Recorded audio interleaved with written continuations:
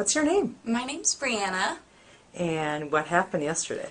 I got LASIK surgery here at the Dishler LASIK, and it went so well, and I'm so pleased. I was basically a -12, if anybody knows what that means, but now I can almost see 20/20. I can see 20/20 in one eye and almost 20/25 in the other, so that's a huge improvement. And I was actually able to drive, too, so that was pretty awesome. When did you notice a difference in your vision?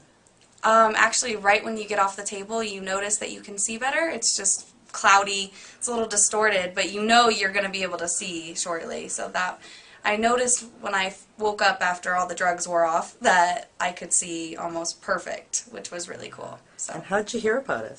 My mom was watching Martino TV, and I guess you guys offer the 24 months no interest, and so she basically forced me into it, and it was wonderful. I'm glad I did. Wow.